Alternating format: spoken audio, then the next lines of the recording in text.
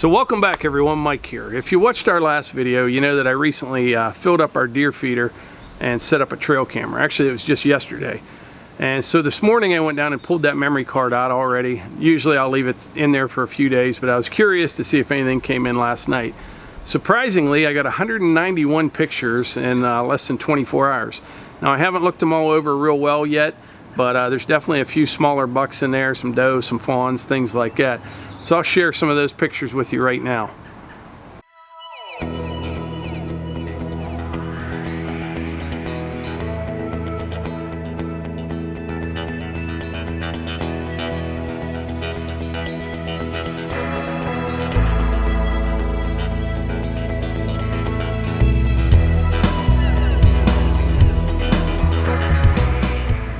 If you'd like to see more pictures like that, let me know in the comments if it's something you're interested in. I won't do that every video, but maybe every third or fourth video over the next couple weeks or months, I can share, you know, some good pictures from the trail camera.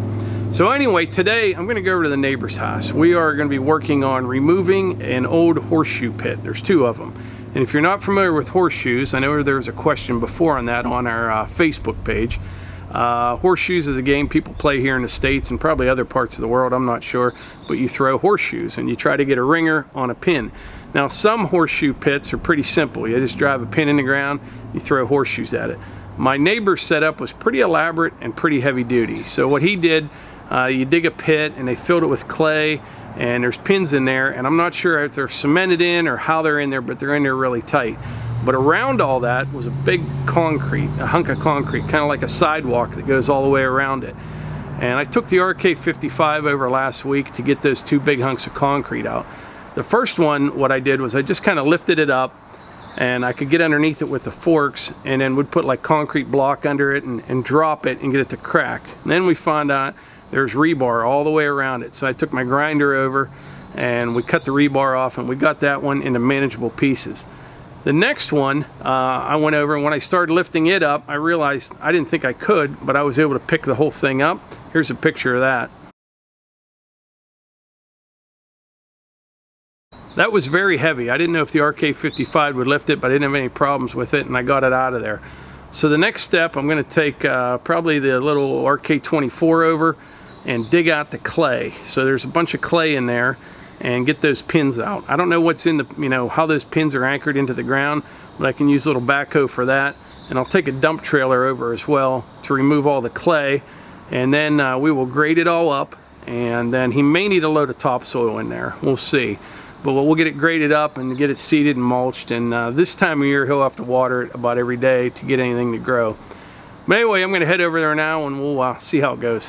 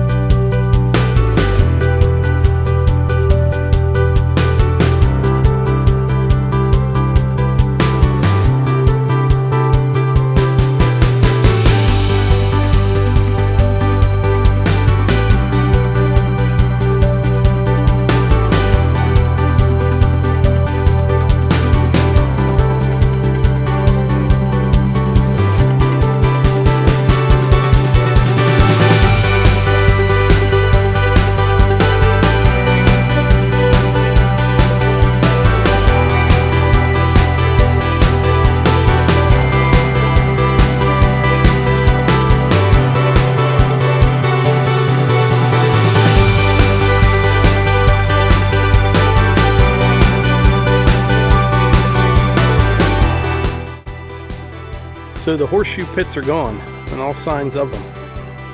He's going to get about 5 yards of processed topsoil. Probably tomorrow if it doesn't rain. And I'll come over here and we'll spread it, rake it out. It'll be good. So that actually worked out pretty well. It took a total of 52 minutes to do that. So we cleaned out all the old clay and the stone out of the holes, kind of leveled things up just a little bit. And he's going to get maybe 5 yards of topsoil tomorrow. Go over there tomorrow evening, spread it out, seed, mulch, all be done.